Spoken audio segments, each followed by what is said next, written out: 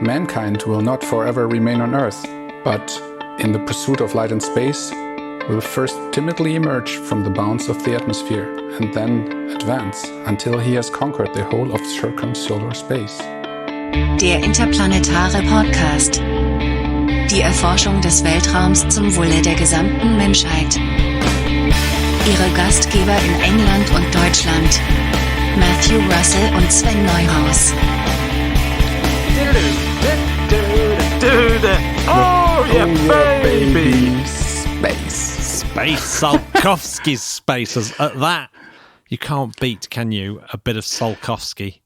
Yeah, he's the best. He is the best. I mean, he might actually be the best. He must have been the furthest ahead of the whole pack, right? He's definitely the front runner, isn't he? From the pack. Yeah. Rocket equation, space stations. So the reason why I chose that quote, Sven. Oh, by the way, everyone, Sven joins me on the podcast this week. Hi, Sven. Hello, guys. One of the Spodcats, and it's Sven hooked up an interview with our guests today. Who are whom, Sven? From the company Think Orbital, Wojtek and Sebastian from the startup Think Orbital. And they have a cool concept for a space station they want to build.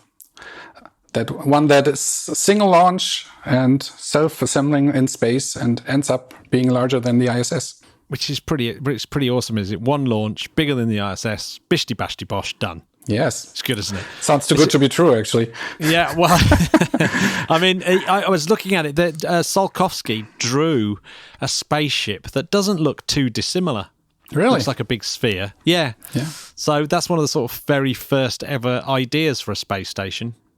That's cool. So, yeah, and we were talking about the ISS being a third generation style space station. I wonder if things like assembled in space stations become sort of generation 4 space stations. Yeah, absolutely. Whether we can call them that. Is the Chinese one also a third generation, or? Yeah, I think the third generation, it's got multiple docking ports. Yeah. And it's modular, and you can build it up into a bigger space, just like the Chang'e, the ISS, and of course Mir. So I think Mir was the first of the third generation ones. Yeah. But would this constitute a fourth generation? I think it would. It's definitely a big step, having something that is larger than the interior volume of the first stage of a rocket. Second stage, I mean. Yeah. Yeah. And we were discussing whereabouts did you find these guys, Sven? I think I saw them on Nexus Aurora, which you already had on the show. I don't really know. I don't know which episode it was, but they were mentioned there, and I had a look at their Discord, and they also have a nice YouTube clip which you should link to, and it's a really cool project. They have some. Yes. They combined a few key ideas and also took advantage of the new upcoming, super heavy launchers to make this possible. Yeah, I mean, hopefully. when we first started talking to them, they were talking about New Glenn, weren't they? But they seem to, by the time we actually got round to doing this interview, they're talking about Starship, which just goes to show how times change very quickly. I think they put out a paper 2 years ago, and it was all about New Glenn, and it would have been twice the interior volume of the ISS, so 2,000 cubic meters. And now they're talking about Starship, and it will be 4 times the interior volume. Wow. Insane. 20 meters across, So. And they've applied, haven't they, for NASA funding? Yeah.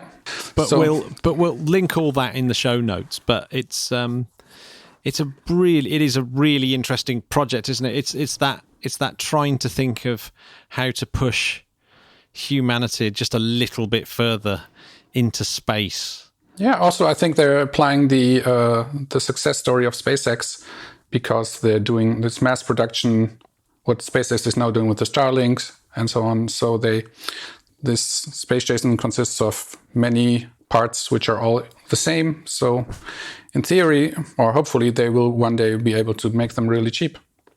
That's what it's all about. Yeah, I mean, it's almost like the Holy Grail, isn't it, a little bit? If you can make stuff modular a little bit, where you're repeating the same part over and over again, it does make things quite a bit cheaper, doesn't it? Absolutely. And also think their timing is good because ISS, I think it will be more and more of a problem at the end of the century, at the end of a decade. Sooner or later they have to abandon it because it's just too old and will be unsafe.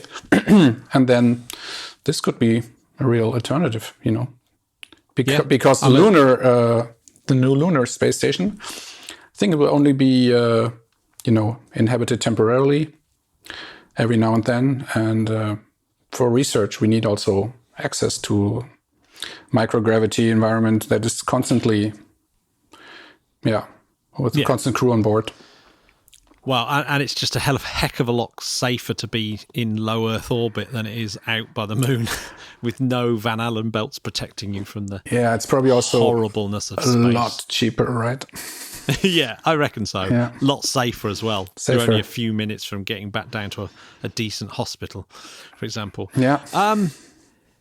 Instead of us wittering on, shall we ever just listen to our interview, Sven? Roll it. Let's roll it, Kute Hertzu. Welcome to the podcast, guys. Thank you so much, Matt and Sven, for having us. It's an absolute pleasure. We love your podcast, and it's a real honor also to be here. Thank you so much. Yeah, thank you, guys. It's great being here.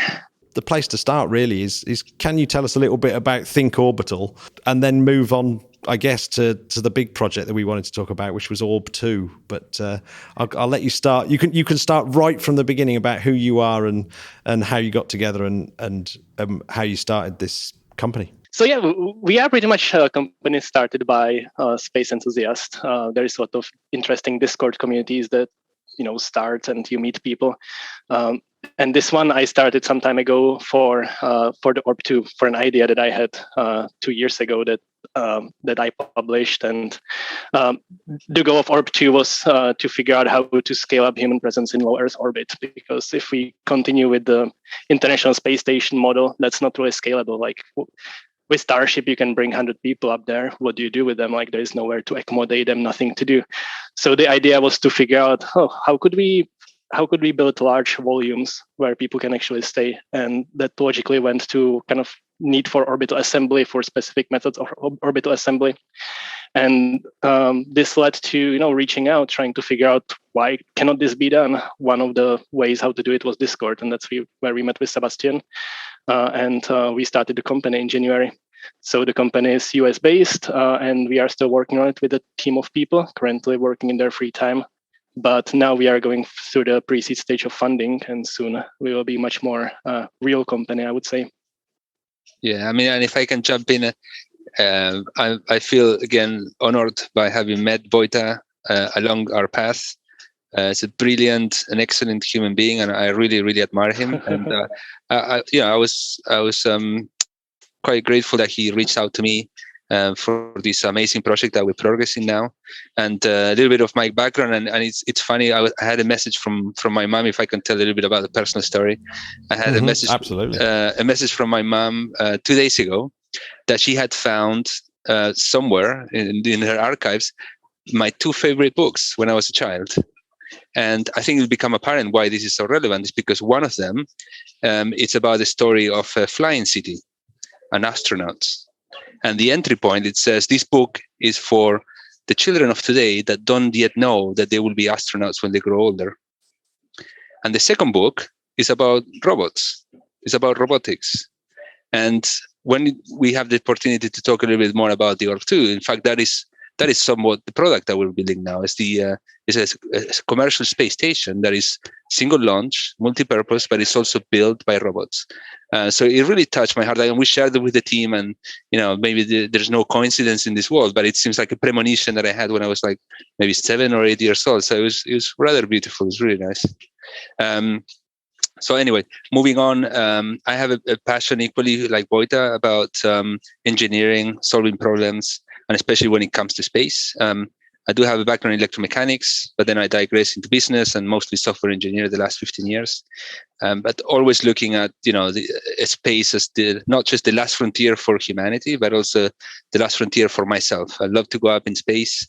And also I truly believe that space gives humanity that perspective that we need to come together as one, regardless of your religious inclination or how you look or what country denomination you have, really to realize that we're one tiny blue dot in our universe, and we need to come together with all living things, and start looking after the environment as well. So that's kind of my drive. Walter, you're an engineer by background, right? I am, but not aerospace. Technically math and electrical. Okay. And what inspired you to come up with the design for the Orb2? Couple sleepless nights. It was interesting. I knew that there must be a solution how to build a space station that can be assembled in space, but I just couldn't figure out the shape. So a lot of hours of thinking. So there was no inspiration per se. The only inspiration would be probably soccer ball. Something. How can you build up a sphere from shapes that are identical, and that happen to nicely fit and lay in a payload fairing of a rocket? So this was the right solution. The beauty of this is that this kind of the Orb2, that's just the starting point, right? There is nothing limiting you adding more segments, building bigger spheres, or different shapes, even once you master the assembly method. So similar to Sebastian, I read so many Jules Verne books when I was a kid, and then went straight into Star Trek's Next Generation and Stargaze, and I've been indoctrinated. And I really think that there is something that drives me and probably a lot of other people. It's just let's get out, let's have this science fiction future that should be awesome. Hopefully it is. And without people in low Earth orbit, we cannot start much. I don't think we can start Mars colonization without having decent infrastructure in orbit. Or moon colonization or asteroid mining. So this is kind of a starting point, the infrastructure where it can all begin. So was there? I mean, you've mentioned elements of the design, but people listening won't be able to kind of get a full grasp of it. So there's a couple of questions really. Is what's the enabling technology that suddenly allowed something like this to be possible? And actually, describe it in detail in terms of, describe actually what Orb2 is in detail and why suddenly this may be even feasible to do. Yeah, I feel bad for taking all the questions, but let me spend two minutes on details. So imagine that you have a kind of a flat-packed segments that are hexagons and pentagons laid in the payload fairing of the rocket in a horizontal way. And those segments are later in orbit put into a spherical shape, because sphere is the best pressure vessel and also best shape for space station for many reasons. But you need to somehow pick them up, put them in place, and make it hold the pressure and make it airtight. And that's a job of kind of two enabling key technologies, which were already working in space 20 years ago. It's just kind of repurposing them. And one is robotic arms, so similar to the Canada arm. Canada arm is probably much more complex than this arm would have to be. And then there is a welding method for actually welding the pressure vessel to hold all the forces. So for that, there is a technology called electron beam welding, which has been developed in 1960s, even tested in space by Soviet Union and Russia.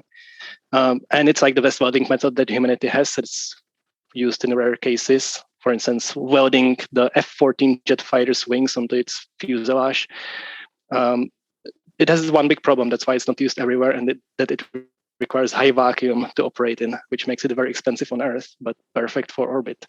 So you combine these two technologies. You have a robotic arm that can move things around, and then you put a welder on it, and suddenly you have the capability to build up pressure vessels and building large volumes that are empty, but live safe from the beginning. And that's where you start. I think if I can complement, just to visualize, so imagine you have the service module, and with all the Orb2, this sort of hexagons and pentagons stacked on top, like if it was IKEA flatpack. I think IKEA is probably well known across the listeners of the podcast.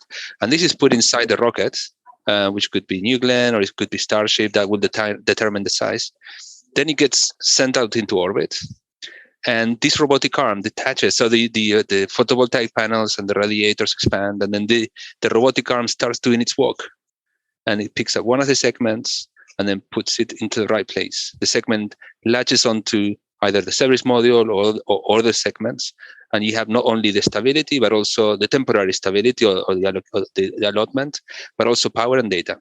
And then the robotic arm keeps walking all around the sphere, building the sphere from outside with the hexagons and then from within inside the pentagons. And once that soccer ball or that football, depending on which continent or country you appreciate your football or soccer, it's completed, then the robotic arm goes and picks up the electron beam welding gun and goes through every single seam of that soccer ball, of the hexagons and the pentagons, and welds it together. And at that point, you already have your commercial space station that allows then for the subsequent stages of commissioning to take place. Maybe Wojtek, if you want to explain those steps. Yeah, so we build up a huge volume, and we are talking 4 times the volume of the ISS with a single launch of Starship, like massive. But it's, except the service module, it's mostly empty. So at some point you need a crew, actually a human crew that can go there. This time they don't need their bulky EVA spacesuits, or maybe not even pressure suits, and they can start building the basic elements of the life support, so they can live there and pretty much construct the interior of the space station to whatever the customer would potentially want. So this is a little bit of it's more difficult than launching already everything equipped in the cylindrical modules as it's done today, but also gives you additional flexibility to build up if you need large uninterrupted volumes, or even, if you are a fan of Ender's Game, you could end up with some zero-G arena if someone pays for it. Yeah, that's funny. That's what I thought about also. Yes. But I think also one of the enabling technologies is not just the welding and what was the other one? The other robotic arm, the very cool one, but also the cheap, super large, heavy launchers, right? Absolutely. Without that, this would not be possible. It's funny because when I started thinking about this idea, that was 3 years ago, New Glenn seemed to be much more realistic and on-time option. So the first designs were for New Glenn. How the things have changed compared to Starship.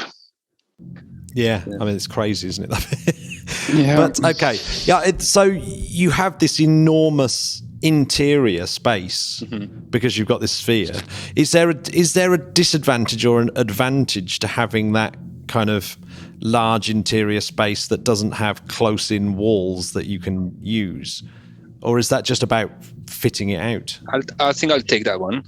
So the use cases that we're working towards, except one, the outcome would be that it's all fully fitted out. We wouldn't be handing over to our customers a huge empty volume, unless, of course, they're looking for it.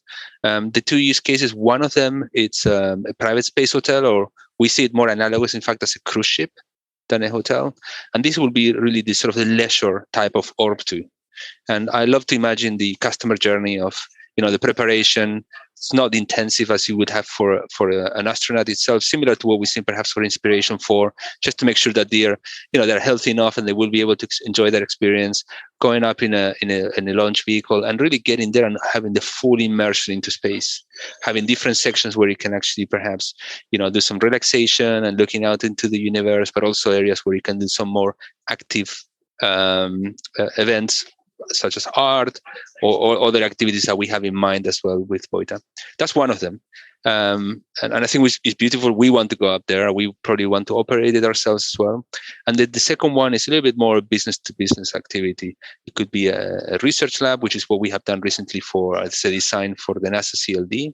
But it also could be other activities, such as, now we're looking a little bit more further down the road, but supporting some sort of, rare earth mineral, rare earth materials processing or mining operations. But I don't know how much you want to go in detail, Matt. Perhaps, Boita, you could complement as well. Yeah, I think the short answer to this would be most of these cases have partition space. You can imagine some kind of foldable or inflatable partitions that would allow you to have much more normal experience in your space stations. Unless you want something else, like it could be possible to, similar to Skylab, to run around and be stuck to the outside, have some running track there. That could be fun. It's all up to what would people want. What we are really doing is building up the think of it as a real estate. Like you build a warehouse, but how you build the plumbing, but what do people do there? That's up to the customer. So looking at the ISS versus a sphere, this seems to be maybe have more drag, right? Do you have to raise orbit more often, or would you just put it higher up where there's less remaining air in the vacuum of space? You think that ISS has less drag than Orb2? Yeah, maybe, because it's like horizontal. The cross section of ISS is huge. Yeah, but it's not flying sideways, is it? Unless the Russians are landing there. It's only part time. I think the sphere is a great shape, including the lower cross sections for the volume. Generally, like the sphere, it's this. If you want some light pressure vessel, the forces are uniform. So you want a sphere. If you want small cross section for a given volume, to have minimize the risk of micrometeorites and orbital debris, sphere is the best, like lowest surface per volume. Again, best shape. ISS. I did the math on the drag, and definitely seemed much lower than ISS because of the solar panels and radiators of the ISS and everything. The cross section is pretty large. They are pretty huge. Yeah. And imagine something, and Wojtek can please complement as well. So to have a match or a comparison, ISS would have to be at least 4 times bigger. So imagine the drag and the cross section of a 4 times larger ISS versus the Orb2. And we love the ISS. It's not that we want to put the ISS down, but we're building a sort of a generation forward of commercial space station. Yeah, so just to get the numbers, so you said it's 4 times the volume of the ISS interior, so it's 4,000 cubic meters, I think. That's correct. What's the diameter then of the sphere? 20 meters. 20 meters. And then you have service module with additional space. Yeah. Regarding orbit keeping, I think that if ISS was built today, it would have ion engines. Instead of the way the orbit keeping is done today. So similar to what was the name for it, the LobG or anyway, it has ion thrusters as well. No, 20 meters which is insane. For my keeping here. Totally insane. Is this? I mean, obviously, this building in space has been thought of for a long time, but no one's really ever done it, have they? Other than sort of attaching modules together, the actual proper construction in space is really difficult. So, is there? Well, probably an understatement there as well. So, have you got a timeline about the sort of maybe the things that you could send up to kind of do proof of concept, or do you just go straight for a Orb2? If you have half a billion dollars, then we can go straight for it. But no, we have a timeline for kind of subscale demonstrator missions and prototypes, increasing in complexity and cost over time. So our goal would be to within 2 to 3 years to launch a subscale demonstrator that would pretty much increase the readiness level of the novel technologies that we are bringing, proving that it can work on a small scale before we start going for the full scale. So we have a plan, and that's another thing. Like, we were one of the companies that applied for the NASA CLD, and when we were going through the kind of readiness level of the individual components, it was clear that what is novel about us needs increased readiness level. And how do you do it? You build it and launch into space, even on a subscale.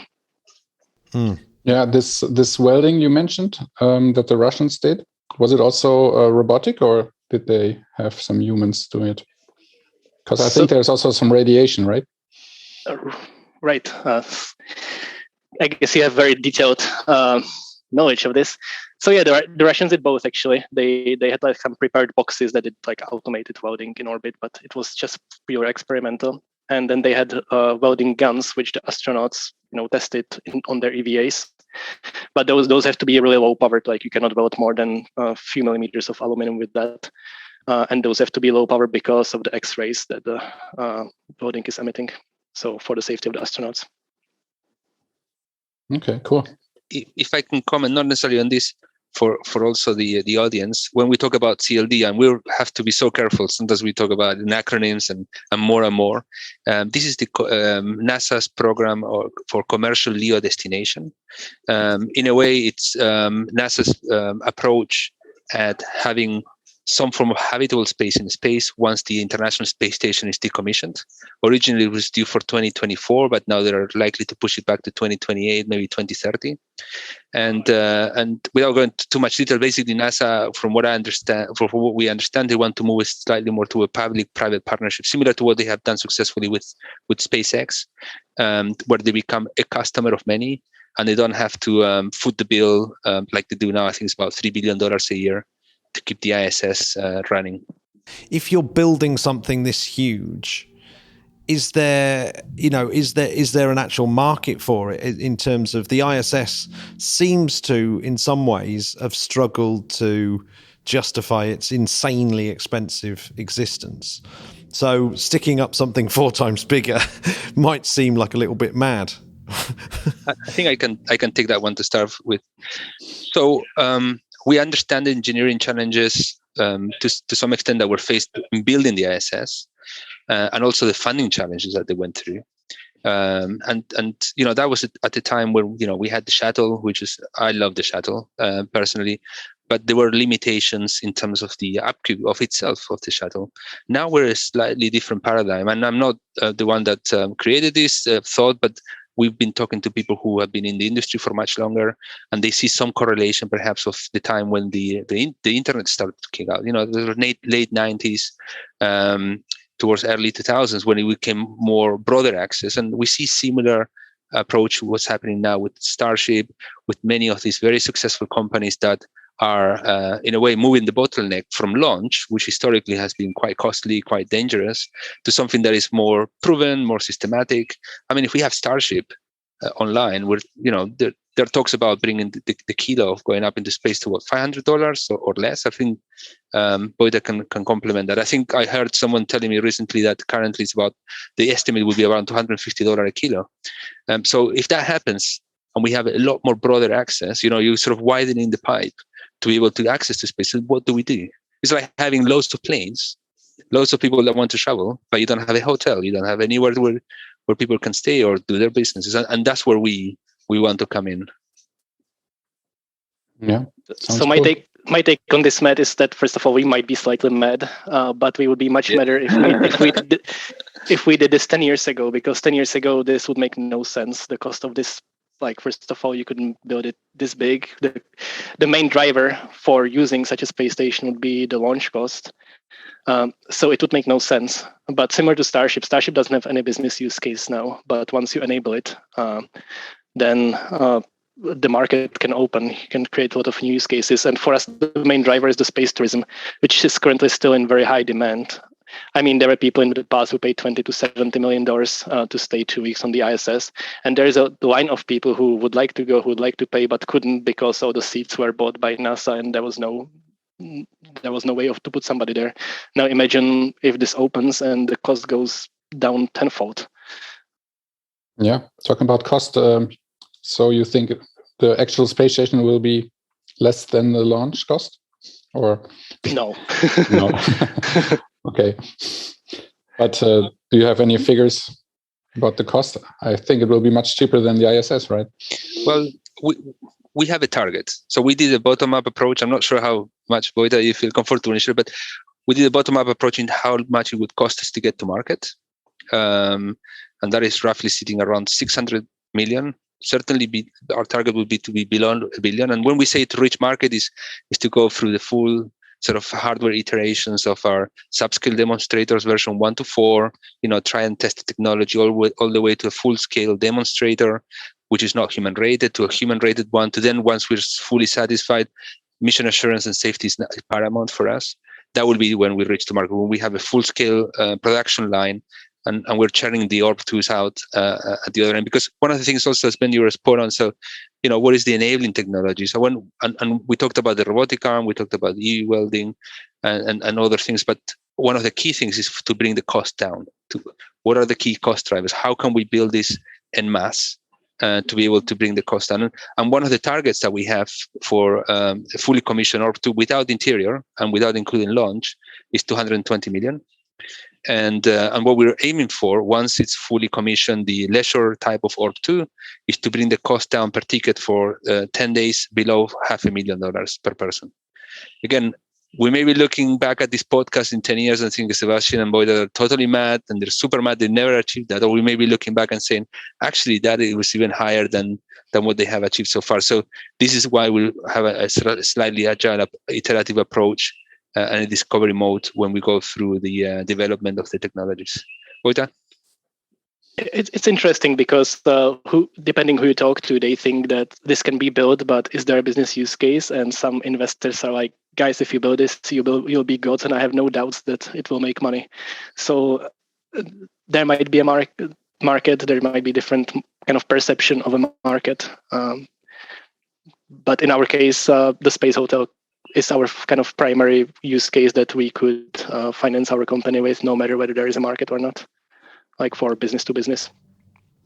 Yeah, so one of your sort of bringing down the costs is to actually mass produce Orb2. So it won't be like the International Space Station where there's just one of them.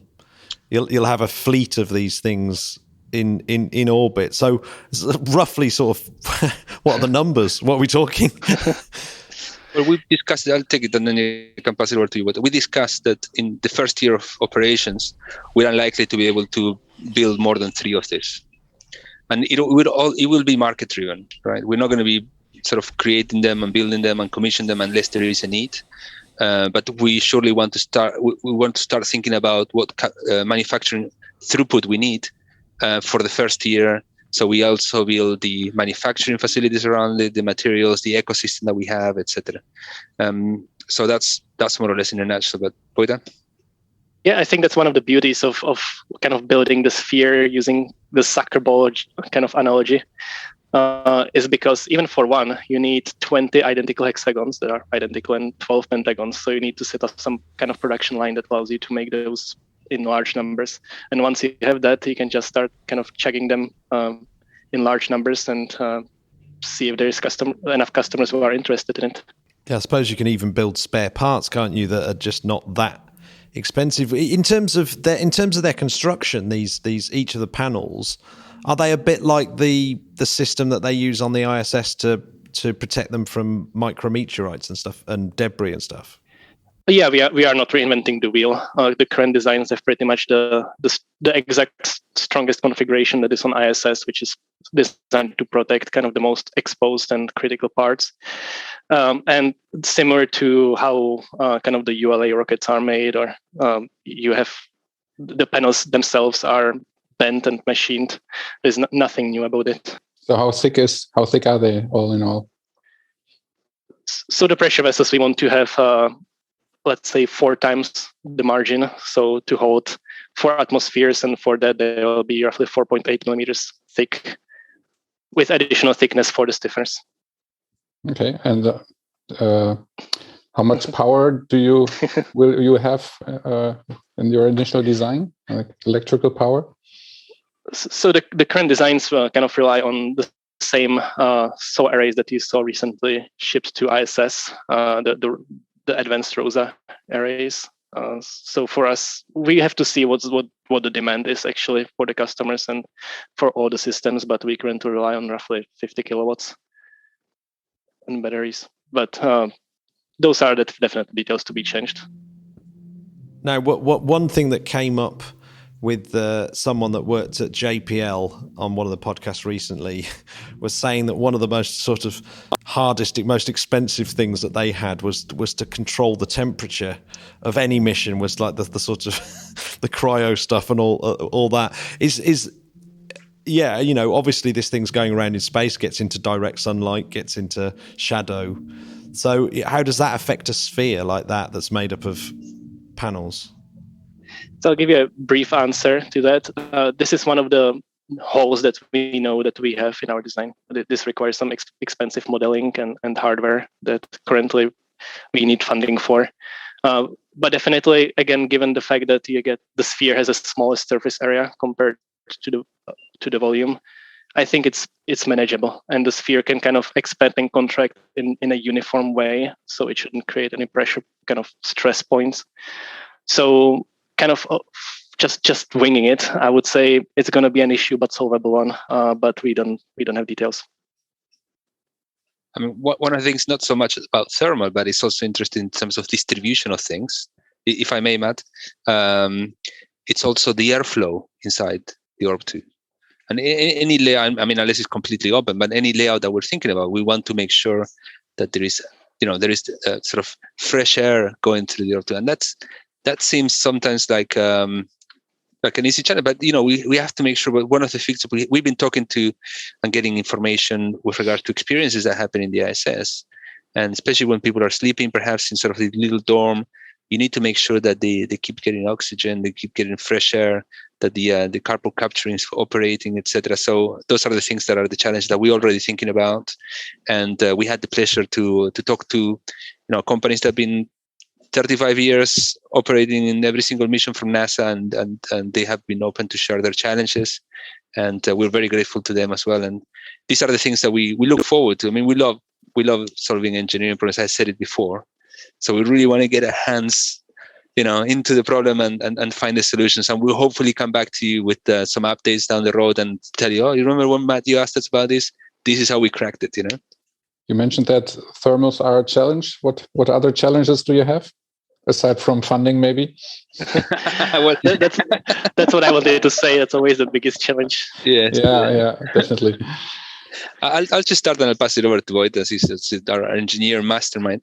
So the way we try to think about the innovation that we're progressing with now, and we've not invented this, we're not reinventing the wheel, but it's sort of this Venn diagram.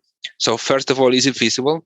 So technologically, can we make this happen? And we have challenges. I mean, this NASA commercial LEO destination submission that we've done allow us to dive deeper into our technology readiness levels, and Voita mentioned that. Then the second one, is there a market? And so far we have interest, we have letters of intent without going into too much details. And the third one, is it profitable? And will we get the funding to get there? And out of the three ones, like you pointed out, Sven, I think it's not new for a startup also operating in space and hardware. That is the biggest challenge we have. And we're very grateful that we have been approached. I'm not going to go into too much detail, but we've been approached by a lead investor and a number of other investors, even before we started actively going out. And we're progressing our pre-seed round at the moment, which should be closing about 2-3 weeks. But it will be a challenge. It will be a challenge, I think, in terms of funding all the way. I'll stop here. I know the audience probably don't want to spend too much time on that, so I'll go back to Voit in terms of the technologies. No, I might be a little bit boring too, because from my engineering side, I feel like I know enough to know what I don't know. But soon we'll get funded. We'll start building the company, and building the company might be even harder than building the product itself. And to me, like, one of the challenges that we'll be facing is creating the right culture, the right processes, finding the right people, and that's difficult. So to me, that might be the biggest challenge that will decide the fate of the company. Like, can we do this right? Can we somehow not replicate, but get similar outputs and productivity like SpaceX gets from their employees? Mm-hmm. So that to me is a challenge. Like, can we do this? And I think we can, but on the future we'll tell. Yeah, I mean, the searching for employees, like you said, is one of the sort of, I know, is just incredibly difficult to sort of find people that aren't being sucked up by other companies that doing similar things. Or do you look at other sort of branches of industry that aren't anything to do with space? Like, are you going to hire someone from, say, a football manufacturer? I think that's a great question. I'll start. So we've not thought about it, actually. And if it's okay with you, we'll probably think about that as well. I think it will make total sense. But for sure, something that we have found is that and that's changing, right? But there's a lot of focus on aerospace engineering. You need to be an aerospace engineer to be operating in aerospace. And I think the fundamentals of that is true. However, when we're at the flex point now, where we're in a nascent industry, which is going to grow, I mean, the projections are this going to grow, we will need all sort of different type of expertise. So, for example, we were talking about going into leisure, going into tourism. So we have someone in the team that has an expertise in that. We want to know not only the capabilities. We don't just want to have the capabilities that are relevant to the product we're developing. We want to have the capabilities relevant to the industry. So when it comes to leisure, tourism, or maybe when it comes to research and development, and so on and so forth. And even within our team, for example, we have capabilities around architecture as well. And it's true that the hiring process is difficult. So far, we have a team of collaborators that are onboarded as consultants within the company, and it's been fantastic. We had around 100 calls, discovery calls across different areas and fields. And during that process, we had people who wanted to join, and some people we actually took them on the team. And that range of expertise makes, I think Orbital so special. From all walks of life, different creeds, different cultures, different interests.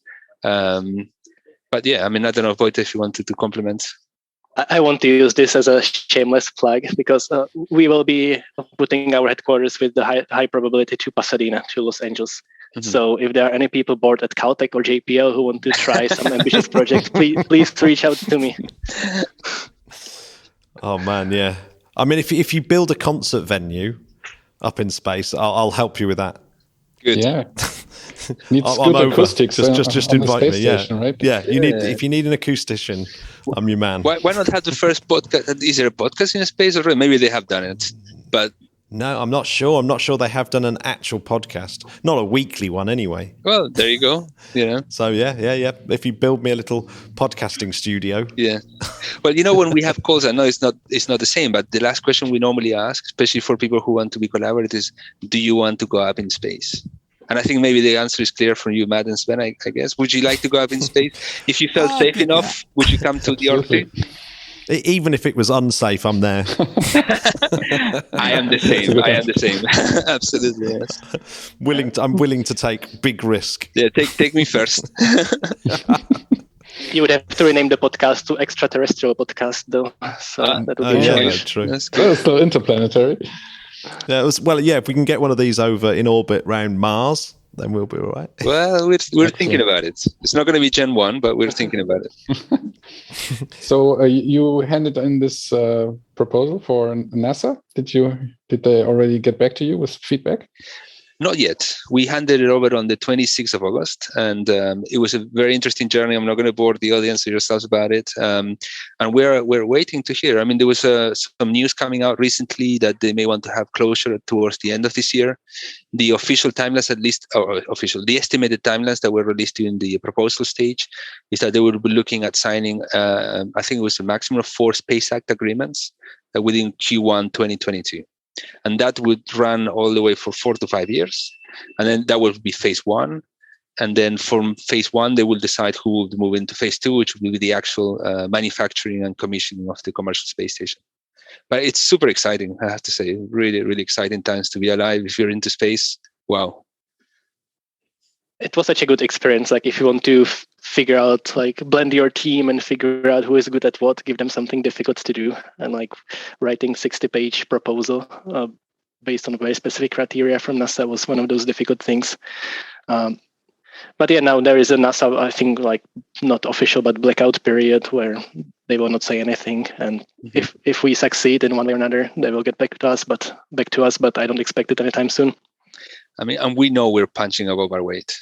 Absolutely. I mean, if you were to have a look, there were 55 interested parties, including, companies that we really admire, like SpaceX, Blue Origin, many, many others that expressed at least interest. And at least from the news outlet recently, they were saying that there were a dozen of companies that actually submitted an application. So we're technically one of 12 applicants. Well, definitely good luck, because it'd be absolutely incredible to have something. Because it's obviously clearly massively ambitious. I mean, I'm looking at pictures of it, and the one question I have is, how many airlocks does this thing have, or is it just because can you get to it from various sides, and can you actually join them up as well, and is there scope to actually have a bigger one than a 20-meter diameter, or smaller ones even? Can you build sort of multiple sizes? I think that's a great question, because let's say that you mastered the assembly technology. You know what you're doing. You can build pressure vessels in space. Is it better to connect multiple spheres, or is it better to build one large one? And why not, if you have the technology mastered, why not build some 30-meter diameter O'Neill cylinder and simulate some moon gravity without making people sick? So once we get there, there might be many interesting ways how to proceed further. I don't know which one is the best yet. We'll see. And if I can complement what Boyd is saying, there is the technology drive and the passion, as we mentioned earlier, of the engineering side that we live and breathe every day, I think, Orbital. But ultimately, it will be market-driven, product-driven, customer-driven. So, as Boyd was saying, if once we master this sort of kernel of our core technology, if there is a need to have something bigger, if there is a need to have something smaller, those will be somewhat the drivers, depending obviously if there is enough demand. And the demand is, it can help us with regards to the development side of things. That's what we're looking at. Yeah, that's a good thought. Can you use maybe the same technology, this in-orbit assembly and welding, to do something other than a space station, maybe a large telescope also?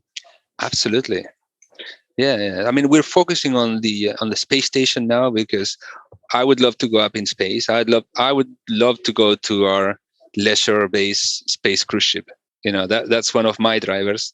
But it's also inspirational because there's a history behind humanity wanted to go out into space. We mentioned earlier that we're now broadening up the existing or legacy bottleneck of getting access to space. So we want to be the real state that provides that space for humanity to take that next step. And then once the technology is mastered, then it will depend on the needs that we have in terms of the use case and the products that we will be delivering. The other design feature that I thought was would be nice is some windows. Oh yes, is yes. So like that sort of cupola thing. How would you do that with a spherical object? So I don't see a problem in that. Currently, you can use like aluminum oxynitride, which is kind of a bulletproof glass, or even your regular acrylic to curve it slightly into like contact lens shape glass. And again, it's the sphere, so kind of the pressure equalizes everywhere a little bit. It's a good shape for it, and we have a render on our YouTube channel that shows different windows, and those are roughly the same size as the New Shepard's windows, which go to space, and they are circular shape. So I don't think that will be more difficult than what New Shepard is doing. And ultimately, we will be trying to push for a bigger window, bigger experience. We're also discussing the possibility of having some sort of LED technology that would help with the immersion into space when you're inside the Orb2, even though the windows will be big. So there's a lot of things that we're currently in the process within our customer discovery exercise.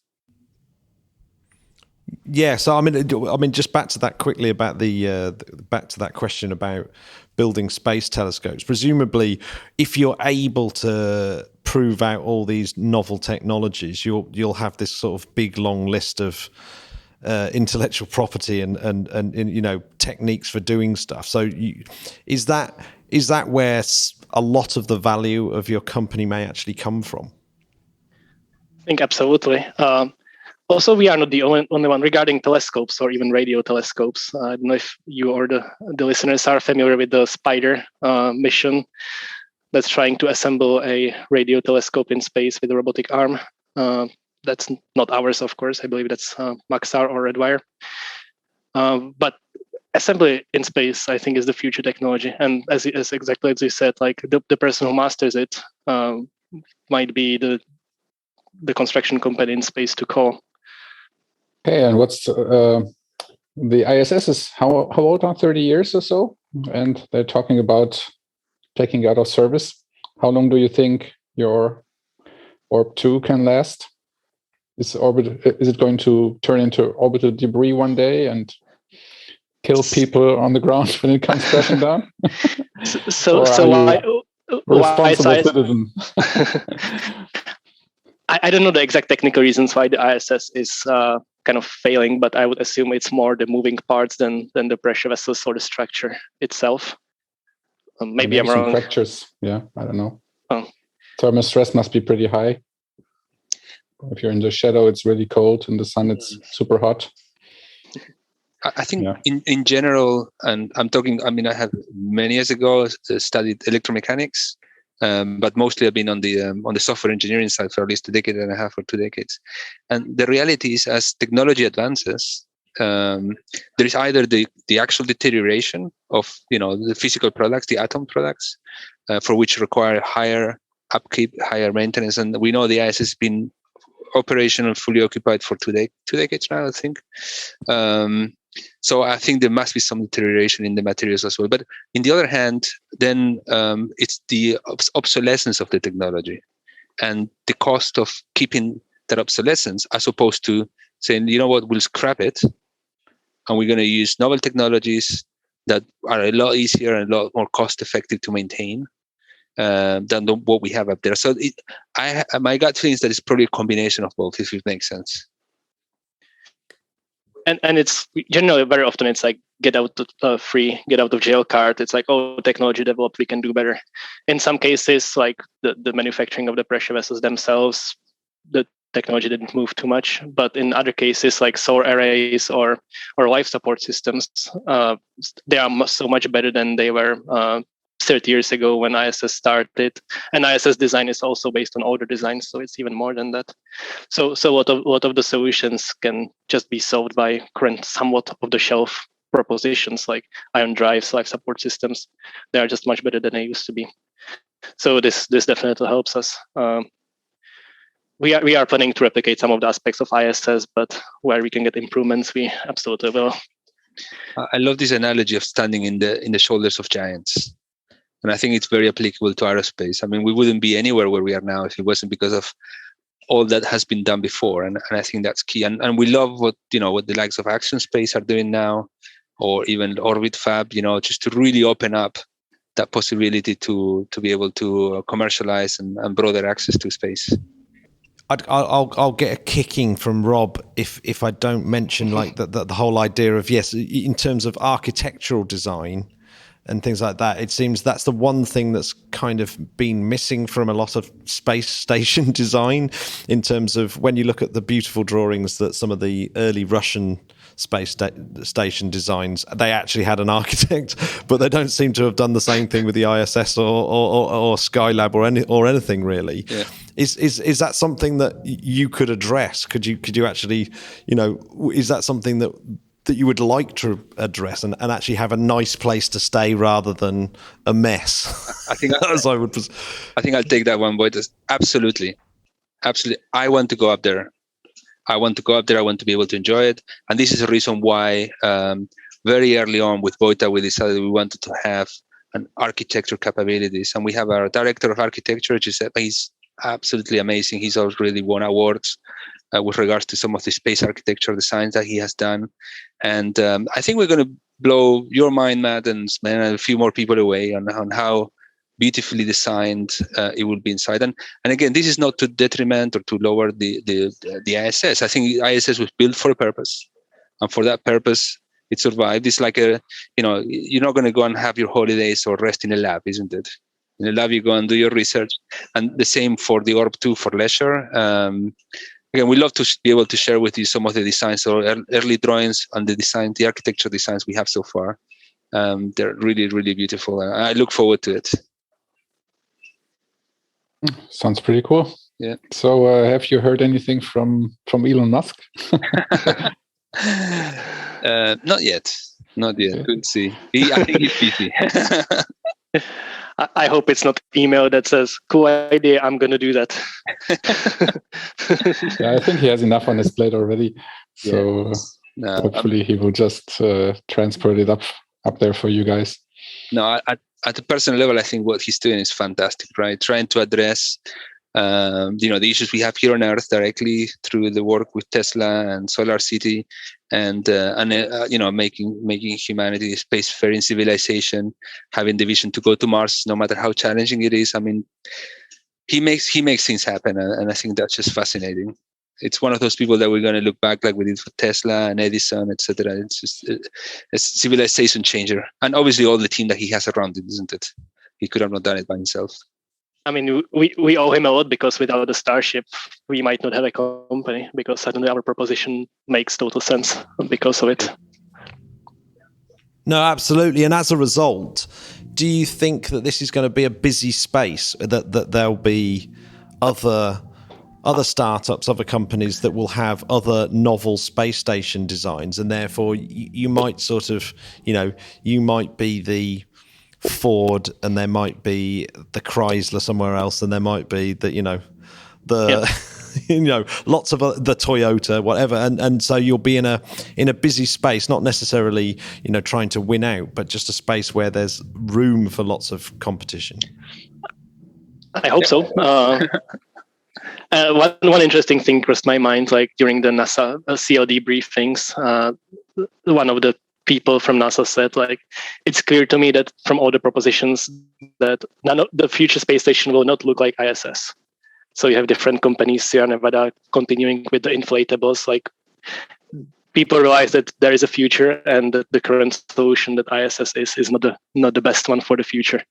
So, Sebastian, if you want to.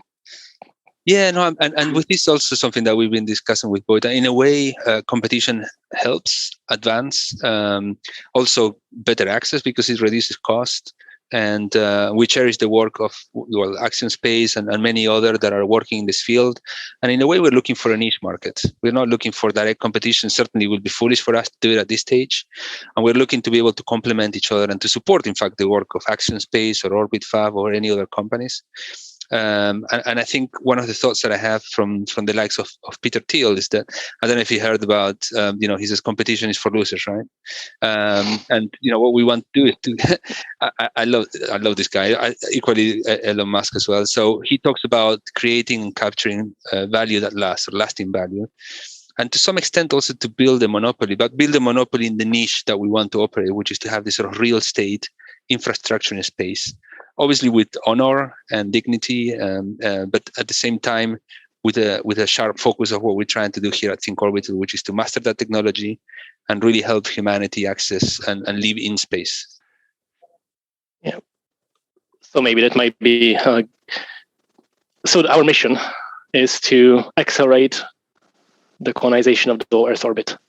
Mm-hmm. Or colonization might be a bad word, but that's our mission. Yes. Commercialization is better. Yes. Yeah.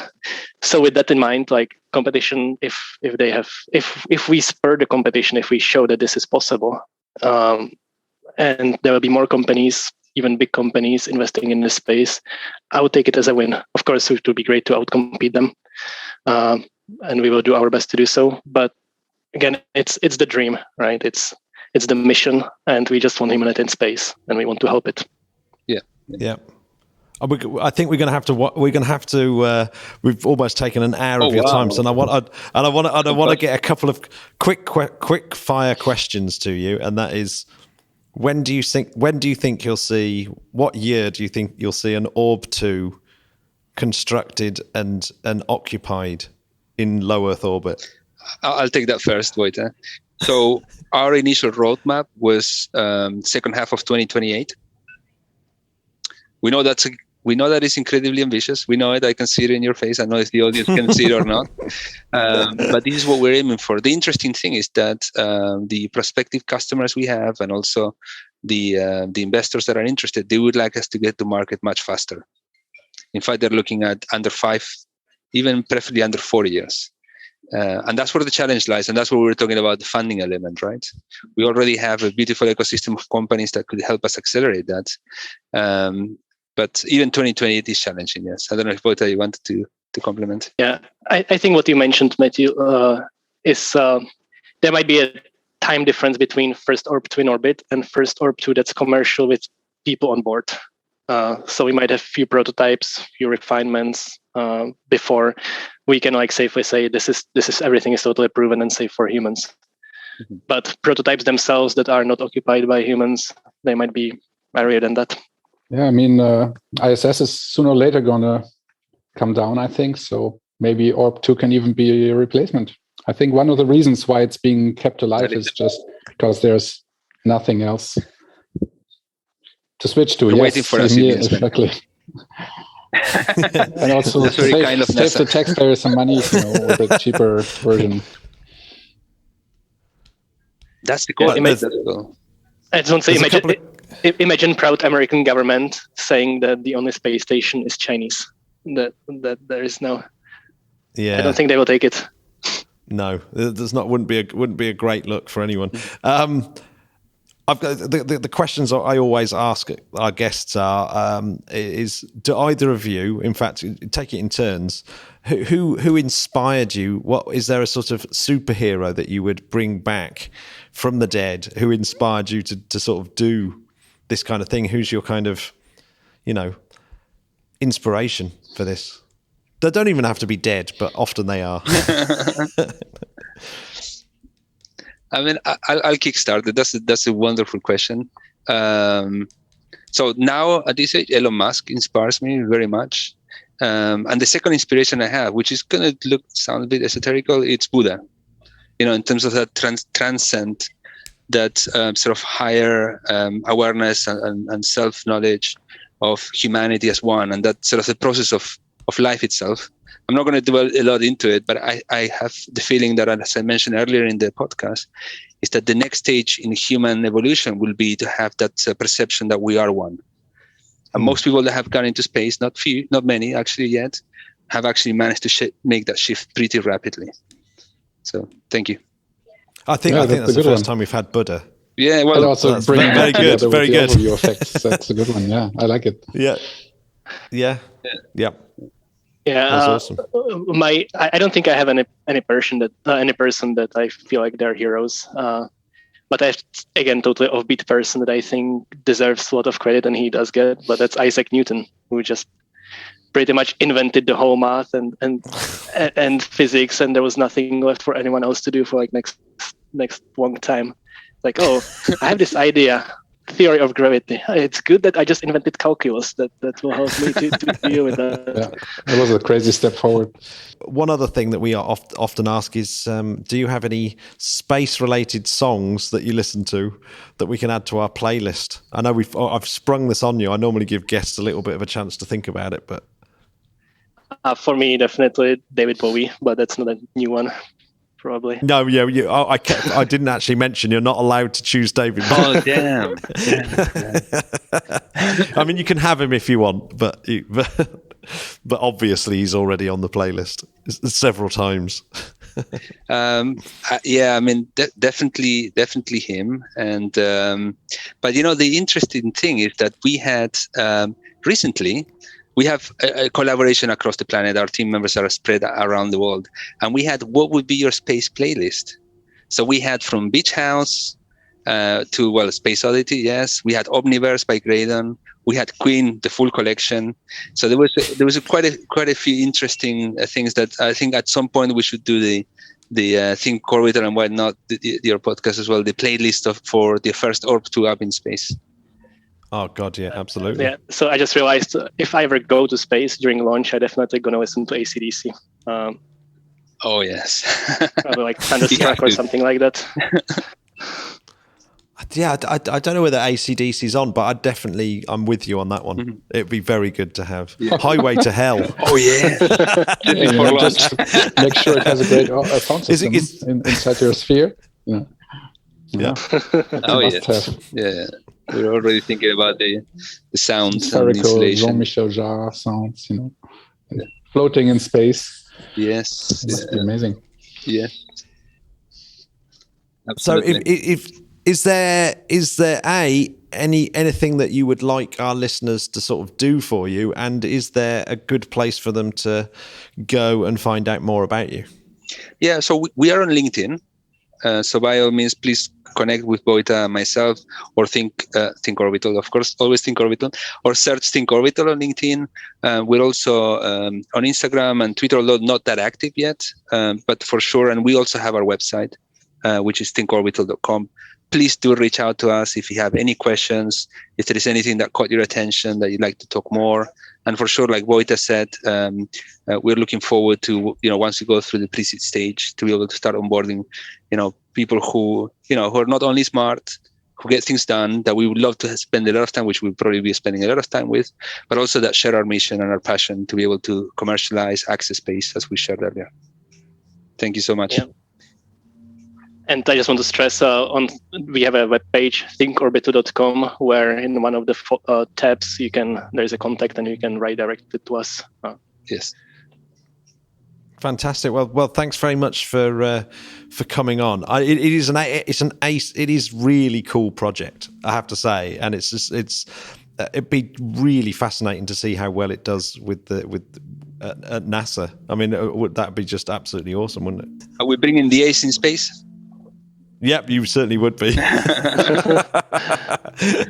So there you go, Sven. I'm really glad you got those guys on. I think they will need all the help they can get to make it. It's one of those ideas, isn't it, where you can see the merit, and of course there's lots and lots of things that could be technological dead ends for them, I suppose. Yeah. Or commercial dead ends, or absolutely. Practical dead ends, but projects like that, it's just like, I guess everyone laughed at SpaceX at one point. It's not too long ago that Elon Musk was a laughing stock amongst the space community, and I don't think that these guys are a laughing stock. They've been taken pretty seriously. So yeah, these kind of projects, no real reason to doubt that they could do it. They could do something. So it doesn't seem really interesting. I mean, some of the technology is already proven, and it doesn't seem to be a real showstopper. I agree. No. Right. If we want to go and see the notes that you've helped me put together, Sven, where should people go? Well, it's always a great place to go to interplanetary.org.uk. Oh, yes, you got it. But there's an even better place, I think. Can you tell us about it? Oh, well, yeah, you could go to patreon.com/interplanetary and join Sven and all the other Spodcats on Discord, for example, which is definitely where it's all happening. Yeah. It all kicks off, doesn't it? There's a book club on there. There's even a crazy music channel where we've had some ridiculous pictures in quite recently, and an adventuring exploration, the exploration one where people are off in their very fancy jeeps and stuff. And boats. Yeah, making me very jealous. Yeah, so don't miss it. Yeah, absolutely. Well, thanks again, Sven. You have been an absolute legend. My pleasure. And sorting this out. What are you up to this weekend? This weekend, I've been up to... I was on ESA's open day, so I've literally just walked out of that to do this.